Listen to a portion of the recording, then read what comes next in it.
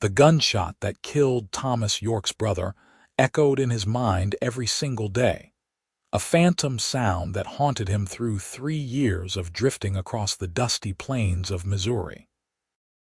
He had watched Jacob fall in that saloon in Springfield, watched the light leave his eyes over a card game gone wrong, and something inside Thomas had died right alongside him that scorching afternoon in 1879.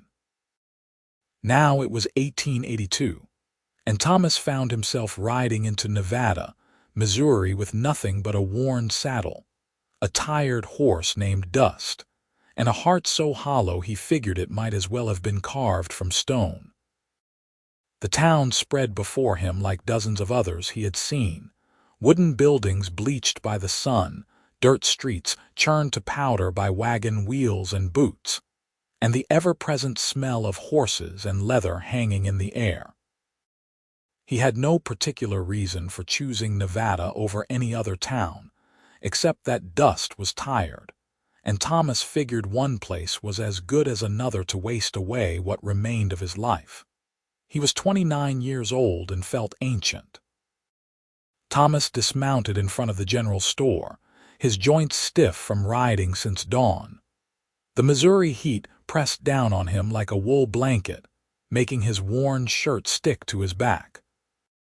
He looped Dust's reins around the hitching post and was about to step onto the wooden walkway when he heard a commotion from inside the store. "I do not care what you think is fair, Miss Garrison. Your father owed me money, and now that debt falls to you." The man's voice was sharp, cruel in a way that made Thomas's jaw tighten despite his best efforts to remain uninvolved in other people's troubles.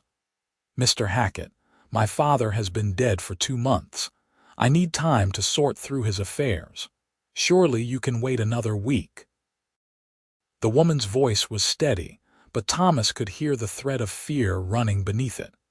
"Time is money, and I have given you plenty of both. Either you pay what is owed by tomorrow, or I will take that land of yours as payment." Thomas should have walked away. He had learned the hard way that playing hero only brought more pain. But his feet carried him through the door anyway, and he found himself stepping into the dim interior of the store where the proprietor, a thin, nervous man with spectacles, stood wringing his hands while a large man in an expensive suit loomed over a young woman. She was perhaps 24 or 25, with auburn hair pinned back from a face that might have been carved by an artist who understood what beauty truly meant. Her green eyes blazed with a defiance that her circumstances could not quite extinguish, and her hands were clenched at her sides as she faced down the man who clearly outweighed her by 100 pounds. She wore a simple calico dress that had been mended more than once, and there was dirt under her fingernails that spoke of hard work and harder times. "Tomorrow, Mr. Hackett. I will have your money tomorrow." Her voice did not waver even though Thomas could see the lie in the tension of her shoulders. Hackett laughed, a sound like rocks grinding together. "You are a terrible liar, girl.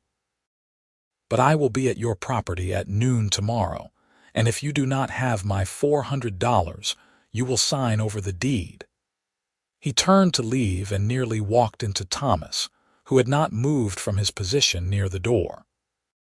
Hackett looked him up and down with the dismissive glance of a man who judged others by their clothes and found Thomas wanting. "Move aside, drifter." Thomas stepped aside, but his eyes followed Hackett out the door before shifting to the woman who still stood rigid by the counter. She met his gaze for just a moment, and then something unexpected happened. Her face softened just a fraction, and the corner of her mouth lifted in the smallest smile.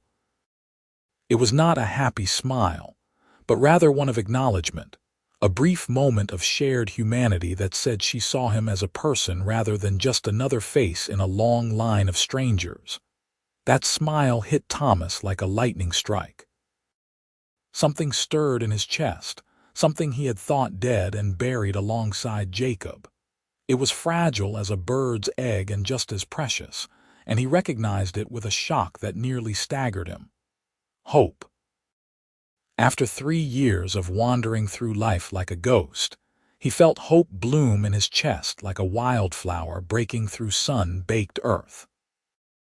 The woman turned away, speaking quietly to the store proprietor about some supplies she needed on credit, and Thomas stood frozen, one hand still on the door frame, trying to understand what had just happened to him.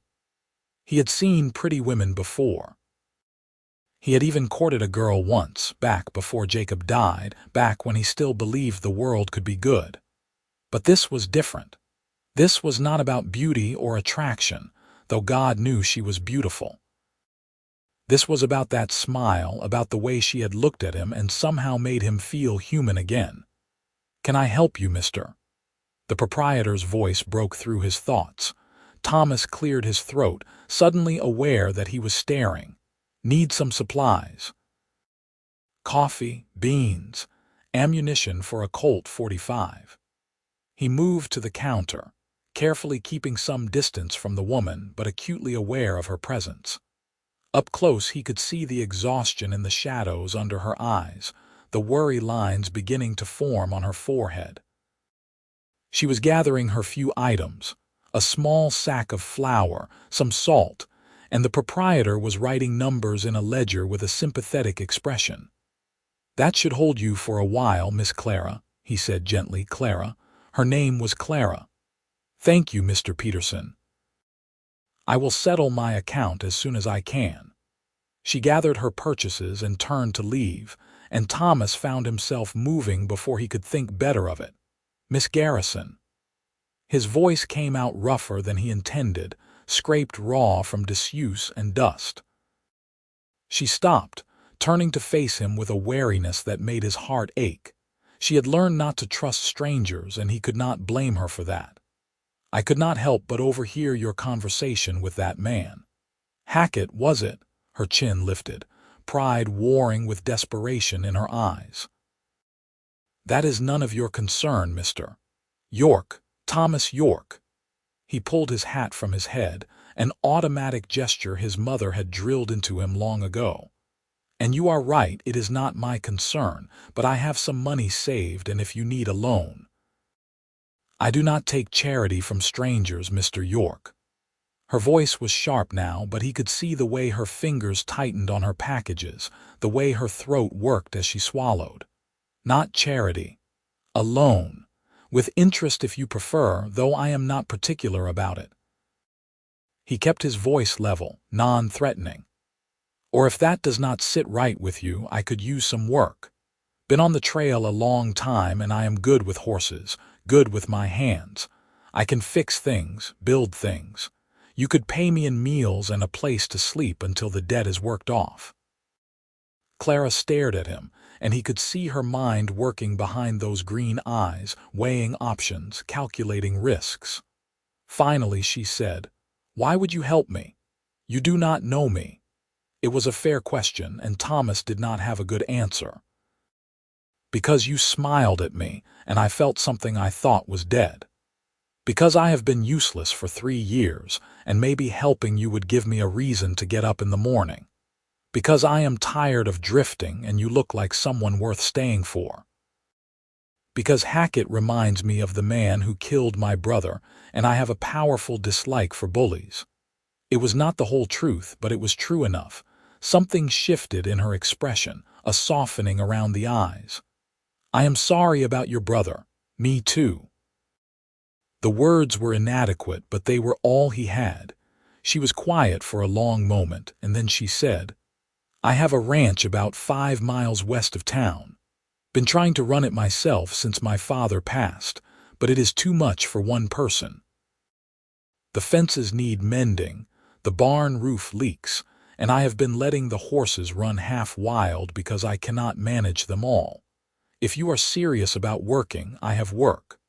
But I cannot pay you in cash, not until I figure out how to settle my father's debts. Meals and a place to sleep is payment enough for now." She searched his face as though looking for deception, and he let her look, having nothing to hide. Finally she nodded. I am Clara Garrison. I suppose if you are going to work for me, you should know where to find the place. Do you have a horse? Out front. Ride with me then. We are losing daylight and I want to get back before dark. Thomas paid for his supplies, tucked them into his saddlebags, and mounted Dust. Clara had a wagon hitched to a sway-backed mare that had seen better days, and she climbed onto the seat with practiced ease, gathering the reins in work-roughened hands. He fell in beside her as she drove out of town, and they rode in silence for the first mile, the only sounds the creak of the wagon and the steady clop of hooves on packed dirt. The land around Nevada was rolling prairie, broken by stands of oak and hickory, with the occasional creek cutting through the grassland. It was pretty country, Thomas supposed, though he had lost the ability to appreciate such things somewhere along the way.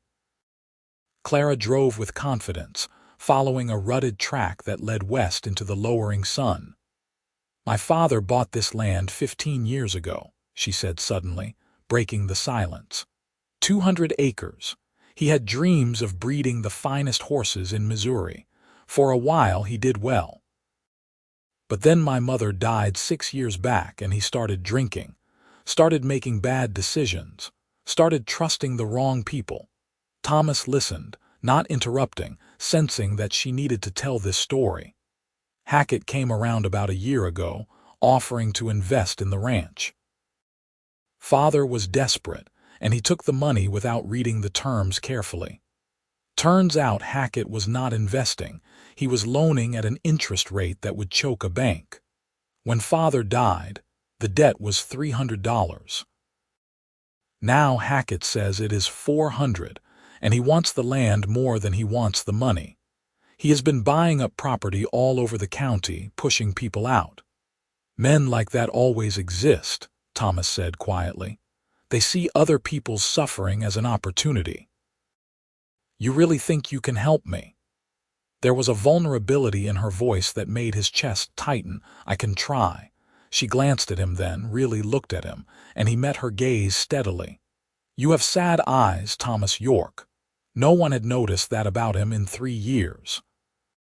Most people did not look at him closely enough to see past the trail dust and worn clothes. But Clara saw, and somehow that made the fragile hope in his chest burn a little brighter. Been a hard few years, he admitted. I understand hard years. She turned back to the road. But I am not ready to give up on better ones yet. The ranch appeared as they crested a low hill, and Thomas felt his heart sink a little at the sight. The house was small but solidly built, a cabin really, constructed of logs with a stone chimney. But the barn was listing to one side, half the shingles missing from its roof. The fences were in sorry shape, posts rotting and wire sagging. In the paddock, he counted 7 horses in various states of wildness, and beyond them he could see more shapes moving in the distance. I know it looks bad, Clara said, her voice defensive. But the bones are good, the land is good, the water is clean, it just needs work. I have worked with worse. It was not quite true, but he said it anyway because he could see how much she needed to hear it. She pulled the wagon up in front of the cabin and set the brake. There is a bunkhouse around back. It is small, just 1 room, but it has a stove and a bed. You can settle in there. I will make us some supper. Thomas unloaded his gear and found the bunkhouse exactly as she had described. It was perhaps 12 feet square, with a narrow bed frame that held a lumpy mattress, a pot-bellied stove, and a single chair. But it was clean, and it had a roof, which was more than he had enjoyed for the past 3 years. He unsaddled Dust and turned him into the paddock with the other horses, watching as the mare sorted out the pecking order with squeals and half-hearted kicks. By the time he walked to the cabin, the sun was setting in a blaze of orange and gold, and he could smell something cooking. He knocked on the door frame, and Clara called for him to enter. The interior of the cabin was tidy but sparse. There was a table with 2 chairs, a cook stove, a bed in the corner behind a curtain, and shelves holding dishes and supplies. A photograph on the mantel showed a stern-looking man with Clara's eyes and a woman with her smile. Her parents, presumably. "It is just beans and cornbread," Clara said, stirring a pot on the stove. "But it will fill you up. Smells good." And it did. Thomas could not remember the last time he had eaten a home-cooked meal. They ate in awkward silence at first, two strangers trying to figure out how to be around each other. But gradually the tension eased, and Clara began to talk about the ranch, about her father's dreams and her own hopes for the future. "I want to keep breeding horses," she said, sopping up the last of her beans with a piece of cornbread. "But I want to do it smart, not like Father did. He always thought bigger was better, but I think quality matters more than quantity. If I could just keep the ranch, I could make it work. I know I could." "What about Hackett's money? Do you have any way to raise $400 by tomorrow?" Her face fell. "No. I have maybe $50 to my name, and that has to last until I can sell some horses. I thought about going to the bank, but they will not loan money to a woman without a husband or father to co-sign." Thomas pushed his plate away and leaned back in his chair, thinking. "Hackett wants the land, not the money. So even if you came up with part of the payment, he would probably refuse it and demand the full amount. That is what I figure. Then we need to either come up with all of it, or we need to find a way to make him wait, or we need to prove the debt is not valid." Clara laughed, but there was no humor in it. "I have been over that contract 100 times. It is valid. My father signed it in front of witnesses." "What if we could prove Hackett is cheating? That the interest rate is illegal or the terms are fraudulent? The interest rate is criminal, but not illegal. Missouri does not have usury laws that would protect against it, and I do not have money for a lawyer even if I thought it would help." Thomas drummed his fingers on the table, his mind working through possibilities. "Your horses, how much are they worth? Depends on the buyer and the horse. The 7 in the paddock, I could probably get $40 each if I had time to break them properly and find the right buyers. But I do not have time, and selling them half wild I would be lucky to get 20 each. That is only $140, and that is assuming I could find buyers by tomorrow. What about the ones running loose? Another dozen, maybe, but they are completely wild. Father turned them out when he got too sick to care for them, and they have been running free for 6 months. They are not worth anything until someone can catch them and break them." Thomas was quiet for a moment, an idea forming. "I used to work on a ranch in Kansas before Jacob died. I was good with horses. What if I could round up those wild ones and break enough of them to sell? Would that give you enough money to pay Hackett and keep the ranch going?" Clara stared at him. "That would take weeks, maybe months, and Hackett wants his money tomorrow. Then we stall him. We make him wait. We offer him a partial payment and promise the rest in 30 days. He will never agree to that. He might if we make it worth his while. Offer him higher interest on the remaining balance. Make him think he will profit more by waiting than by taking the land." Clara was shaking her head. "You do not know Hackett. He wants this land. He has been buying up the whole valley. Then why did he loan your father money in the first place instead of just waiting for him to fail and buying the land at auction?" She opened her mouth to answer, then closed it, thinking. "I do not know. Maybe your father had something Hackett wanted, something more than just the land. Like what? Water rights, mineral rights, access to something. There has to be a reason he made that loan." Clara stood and began pacing, her mind clearly working. "There is a creek that runs through the property. It feeds into the Osage River. Most of the ranches around here rely on wells, but we have year-round running water. Could that be it? Could be. If Hackett is buying up land, he might be planning something bigger. Railroad spur cattle operation, something that needs reliable water. But how does that help me? Thomas stood as well, warming to the idea. If Hackett needs the water rights, then he needs you to cooperate. You could sell him the water rights and keep the land. The water rights are part of the land deed. I cannot separate them without giving up the whole property. Not legally, maybe, but you could negotiate access. Give him an easement. Let him run his cattle through to water in exchange for forgiving the debt. Clara stopped pacing and looked at him with something like hope in her eyes. Do you really think he would go for that? I think it is worth trying. Worst case, he says no, and we are no worse off than we are now. She worried her lower lip, thinking, and Thomas found himself watching her mouth, and then deliberately looking away, feeling heat rise in his cheeks that had nothing to do with the warmth of the cabin. All right, she said finally. We try it your way. But I want to go over everything first, make sure we have a solid proposal. If we are going to face down Hackett, we need to be prepared. They spent the next 2 hours going over the land deed, the loan contract, and Clara's records of the ranch's assets. Thomas found himself impressed by her head for business. She had detailed notes on every horse, every expense, every potential source of income. She was organized and smart, and if she had been a man, she would probably be running a successful operation already. As the night grew late and the lamp oil burned low, Thomas finally stood to leave. I should let you get some rest. It is going to be a long day tomorrow. Clara walked him to the door, and in the lamplight she looked younger, more vulnerable. Thank you, Thomas, for helping me, for caring. You do not need to thank me. I do, though. You could have ridden right past this town, could have ignored what was happening in the store, but you stopped. You cared enough to stop. She smiled again, that same small smile that had pierced his armor earlier, and Thomas felt the hope in his chest flare brighter. Get some sleep, Clara. We will face Hackett together tomorrow.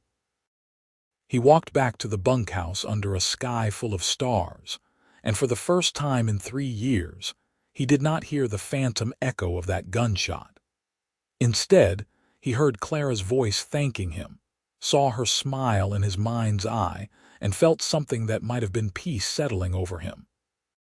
He lay awake for a long time, staring at the ceiling and thinking about auburn hair and green eyes, and a woman who was brave enough to fight for her dreams even when the odds were stacked against her. Somewhere along the way he drifted off, and his sleep was deep and dreamless in a way it had not been since Jacob died. Morning came too soon, announced by a rooster crowing and the sound of Clara moving around the cabin. Thomas splashed water on his face from the pump outside, shaved with his straight razor, and put on his cleanest shirt. If they were going to face down a bully and a cheat, he wanted to look respectable. Clara had breakfast ready when he knocked, eggs and bacon that made his mouth water. She looked like she had not slept much, shadows under her eyes and a tension in her shoulders, but she was dressed in her Sunday best, a dark blue dress with white collar and cuffs that made her look both young and formidable. I have been thinking, she said as they ate, about your idea. I want to try it, but I want to have a backup plan too. What kind of backup plan? I am going to ride into town this morning and talk to the sheriff, explain the situation, see if he can at least be present when Hackett comes so there is a witness to whatever happens. Good idea. I will come with you. No. I need you to stay here and start working on those fences. If Hackett shows up early, I want him to see that I am serious about keeping this place running, that I am not just going to roll over and quit. Thomas wanted to argue, wanted to insist on staying by her side, but he recognized the steel in her voice and knew she was right.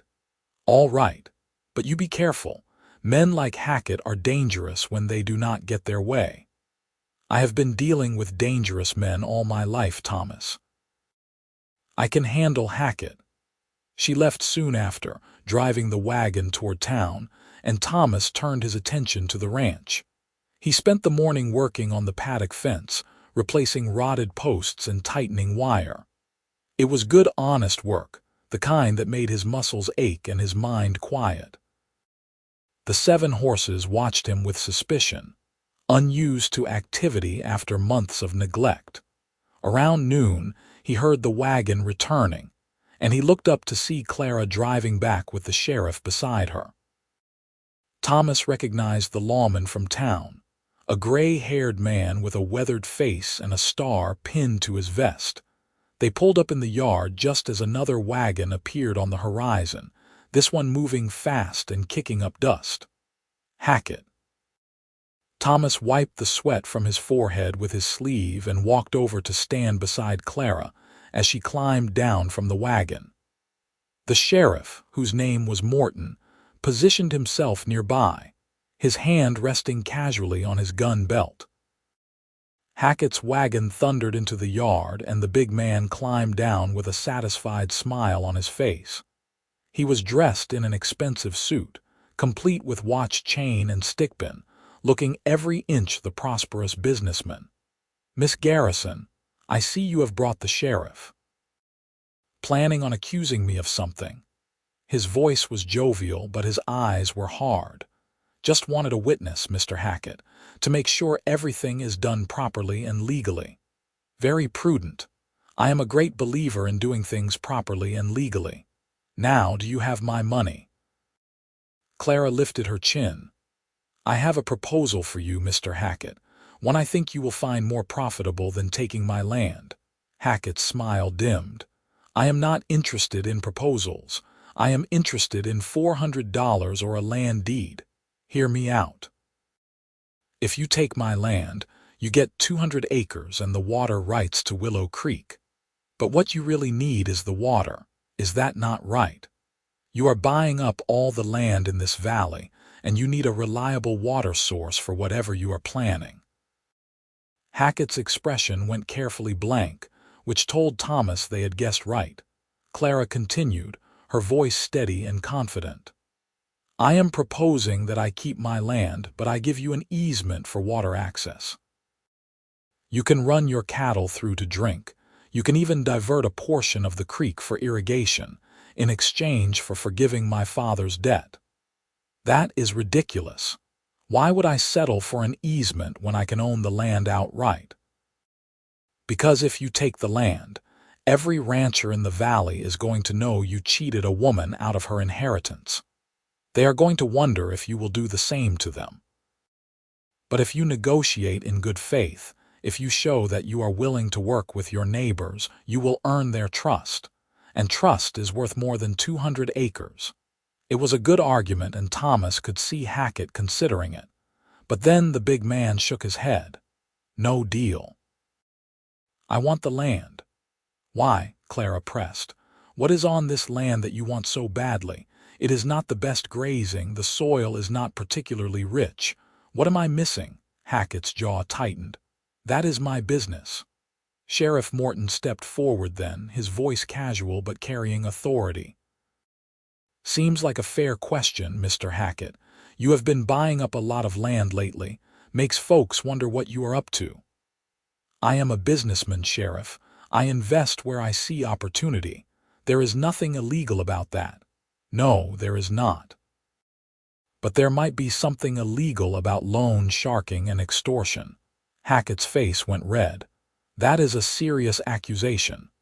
"It is an observation. I looked at that contract Miss Garrison showed me this morning. 40% interest is mighty high. It is legal. Maybe. But it makes me curious. Makes me want to look into your other dealings. See if everything is as legal as you claim." The threat hung in the air, and Thomas saw the calculation in Hackett's eyes. The man was weighing his options, trying to decide if pushing forward was worth the scrutiny. Finally Hackett said, "Fine, I will accept the easement, but I want it in writing, drawn up by a lawyer with clear terms about water access and usage." Clara nodded. "Agreed. We can have the papers drawn up by the end of the week. And I want mineral rights to the property. Whatever is under the ground, I get first claim." So that was it. Hackett thought there might be something valuable under the land. Minerals, maybe coal, maybe oil. Clara hesitated, and Thomas caught her eye, giving a small nod. Mineral rights were not worth anything if there were no minerals, and if there were, she could negotiate a better deal later once she knew what she was sitting on. Agreed. Mineral rights go to you, but I keep the land and the water. Hackett smiled, and Thomas knew they had given him what he really wanted. Pleasure doing business with you, Miss Garrison. I will be at the lawyer's office in town on Friday. Be there with your deed, and we will make this official. He climbed back into his wagon and drove away, leaving a trail of dust in his wake. Sheriff Morton let out a low whistle. That was well done, Miss Garrison. You just outmaneuvered a man twice your size and 3 times your experience. Clara sagged a little, the tension draining out of her. I could not have done it without Thomas. It was his idea. The sheriff turned his attention to Thomas, looking him up and down. You are new in town. Where are you from? Lots of places. Most recently Kansas. Planning on staying in Nevada. Thomas glanced at Clara, saw the way she was looking at him, and felt that hope bloom larger in his chest. I think I might. Morton nodded slowly. Well, if you are going to be around, you should know we have a peaceful town. We do not tolerate trouble. I am not looking for trouble, Sheriff. Good. Miss Garrison, if you need anything else, you let me know. Your father was a good man, and I would hate to see you lose this place. After the sheriff left, Clara turned to Thomas with tears in her eyes. We did it. We actually did it. You did it. You stood up to him.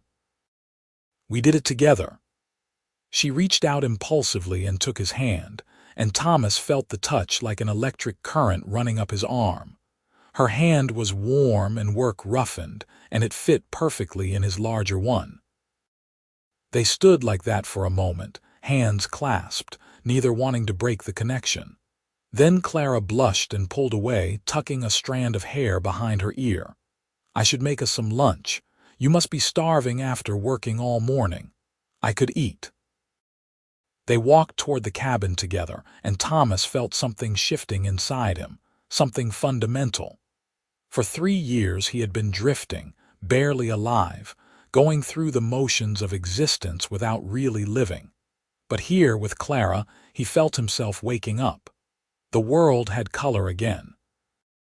Food had taste.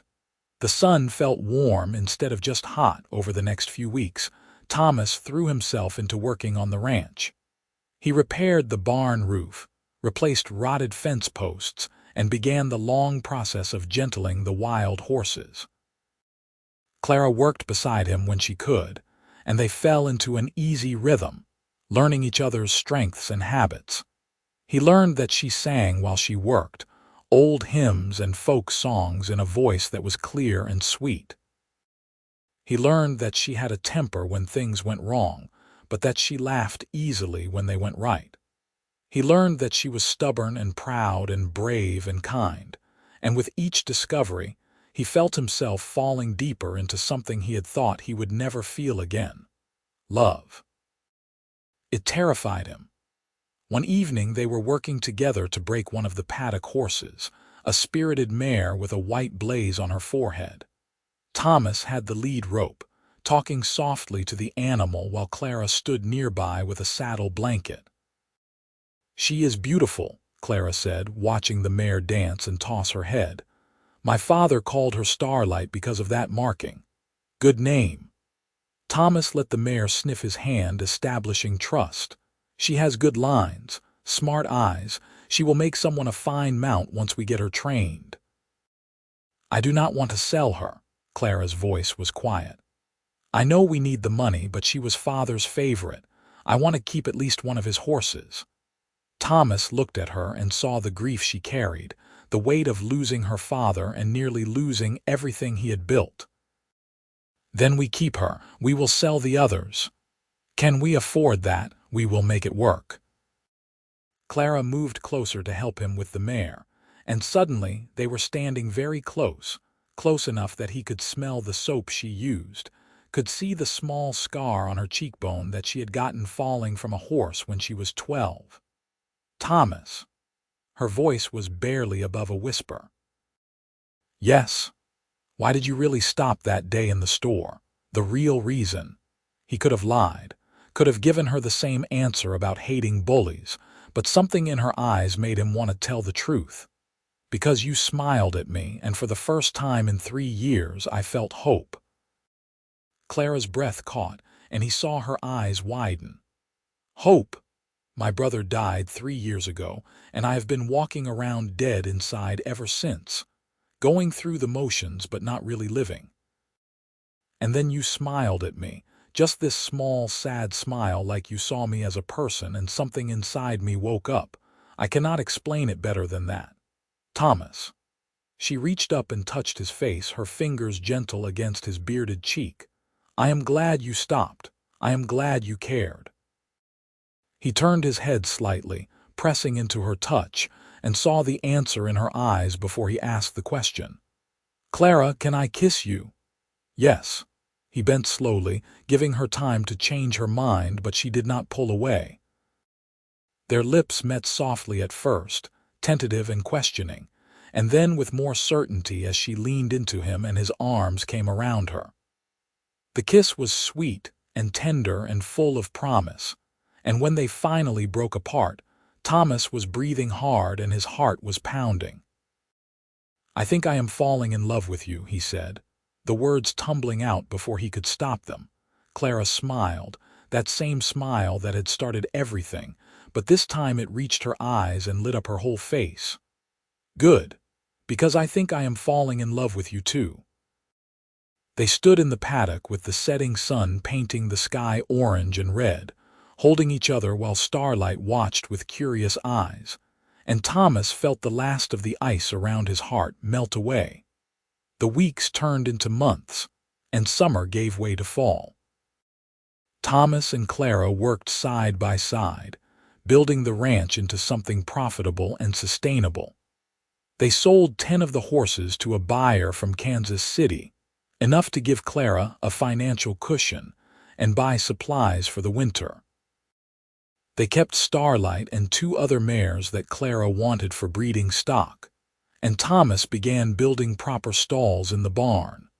On Friday, they went to town together to sign the papers with Hackett. The lawyer, a dry stick of a man named Pemberton, read through the contract carefully, explaining each clause to Clara. Hackett got his easement for water access and his mineral rights, and Clara kept her land. It was not a perfect solution, but it was one they could both live with. As they were leaving Pemberton's office, Hackett stopped them on the street. Thomas tensed, ready for trouble, but the big man just looked at them with something that might have been respect. You are a smart woman, Miss Garrison, smarter than your father, if you do not mind me saying. That ranch will do well under your management. Thank you, Mr. Hackett. I hope your ventures prosper as well. After Hackett walked away, Clara let out a breath she had been holding. I cannot believe that is over. I can finally stop worrying about losing the ranch. Thomas took her hand as they walked toward their wagon. You never have to worry about that again. I am going to make sure of it. She looked up at him with such trust and love in her eyes that it made his throat tight. We are going to make sure of it, together. In November, as the leaves turned gold and red and the air took on a crisp edge, Thomas asked Clara to marry him. He did not have a ring, could not afford one even if the nearest jeweler was not 50 miles away, but he had something better. He had built her a hope chest, carved from oak with her initials engraved on the top, and inside he had placed a letter. They were sitting on the porch of the cabin, watching the sun set, when he brought out the chest and set it in front of her. What is this? She ran her fingers over the smooth wood, tracing her initials. Open it. Inside was the letter, written in his careful hand, and she read it aloud by the fading light. Dear Clara, I came to Nevada with nothing but a broken heart and a tired horse. I was not looking for love. was not looking for anything except a place to rest for a night or two before moving on. But then you smiled at me, and everything changed. You gave me hope when I thought I had none left. You gave me a reason to wake up in the morning, a purpose beyond just surviving. You gave me a home. I do not have much to offer you. I am just a cowboy with calloused hands and a past full of regrets. But I love you with everything I am, and I promise to spend the rest of my life proving that to you. Will you marry me? Yours always, Thomas. Clara had tears streaming down her face by the time she finished reading. Yes, yes, of course I will marry you. He pulled her into his arms and kissed her, and it felt like coming home. They were married in December by the circuit preacher who came through Nevada once a month. It was a small ceremony, just the two of them and a few friends from town, but it was perfect. Clara wore her mother's wedding dress, altered to fit, and Thomas wore a new suit that Clara had insisted on buying for him in Nevada. They spoke their vows in front of Sheriff Morton and Mr. Peterson from the general store, promising to love and honor each other through whatever life brought. The winter was long and cold, but they spent it together in the cabin, working on plans for the ranch and learning the rhythms of married life. Thomas discovered that Clara was a terrible cook, but an excellent horse trainer. Clara discovered that Thomas snored when he slept on his back, but that he could fix anything mechanical and had a gift for carpentry. They talked about their dreams late into the night, lying tangled together in the warmth of their bed while the wind howled outside. Clara wanted to build the horse breeding operation into something renowned throughout Missouri. Thomas wanted to build her a proper house with multiple rooms and a real kitchen. They both wanted children someday, when the ranch was more stable. In the spring, as the prairie came alive with wildflowers and the sound of birds returning from the south, Clara discovered she was pregnant.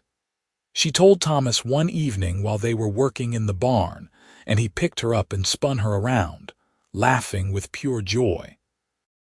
"We are going to have a baby." He said it like he could not quite believe it. "We are going to have a baby." Clara repeated, her face glowing with happiness. Thomas set her down gently, suddenly worried. "You should not be working so hard. You should be resting." "I am pregnant, Thomas, not made of glass. I can still work. But you need to be careful." She kissed him to stop his worrying. "I will be careful, but I am not going to spend the next 7 months sitting in a chair doing nothing. This baby is going to be born into a working ranch, and it is going to know that its mother is strong." Their son was born in November, a year to the day after Thomas had proposed. The birth was hard, attended by the town doctor and 2 women from Nevada who Clara had befriended. Thomas spent the entire time pacing outside the cabin, terrified and useless, until finally the doctor opened the door and told him he had a healthy son. Clara was exhausted but radiant when he entered the room.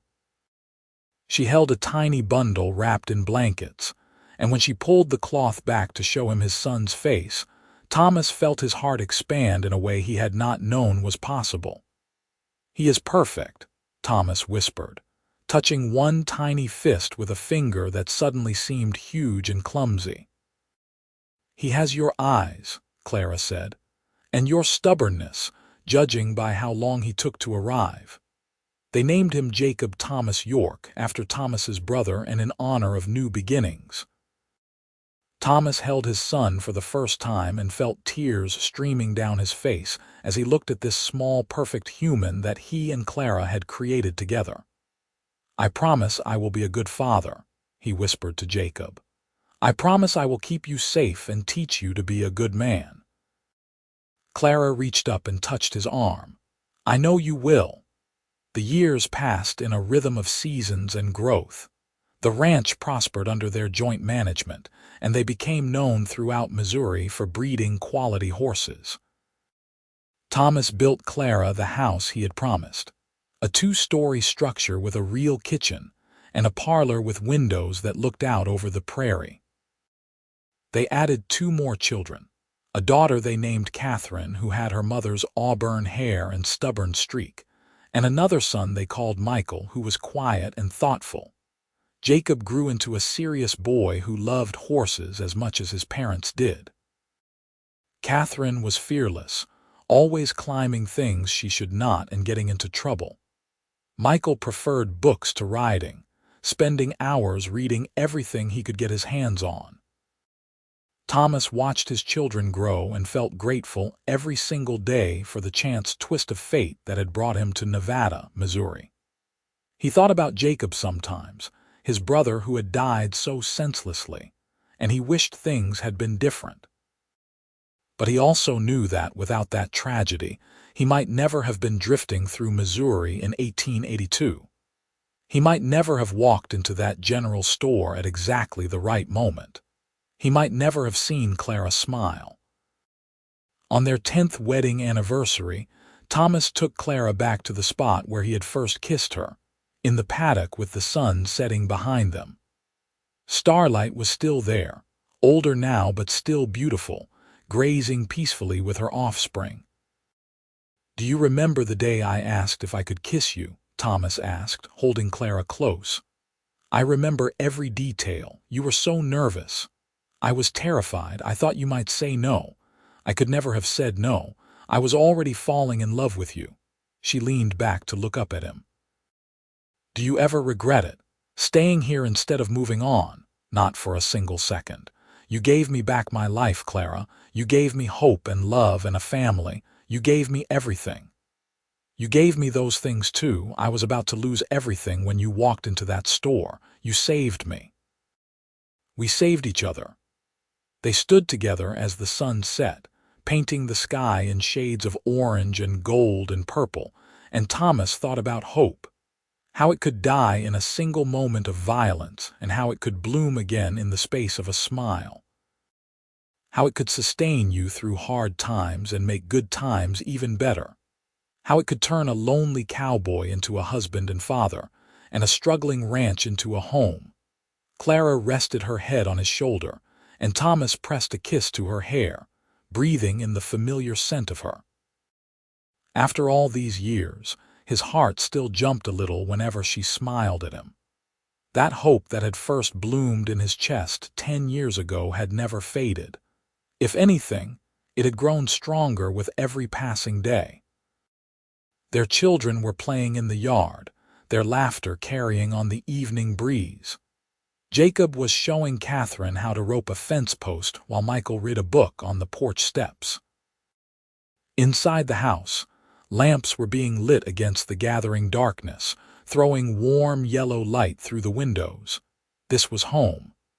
This was family. This was the life that Thomas had never imagined he could have back when he was drifting through the plains with a hollow heart and empty eyes. "I love you," he said to Clara, the words as necessary as breathing. "I love you too, always." As the stars began to appear in the darkening sky, Thomas York stood with his wife in his arms and his children safe and happy nearby, and he knew with absolute certainty that he was the luckiest man in Missouri. Maybe the luckiest man in the entire West. Because once upon a time, in a dusty general store in Nevada, Missouri, a woman had smiled at him when he desperately needed it, and hope had bloomed in his chest. And that hope had led him here, to this moment, to this perfect life that he would not trade for anything in the world. The lonely cowboy was lonely no more, and he never would be again.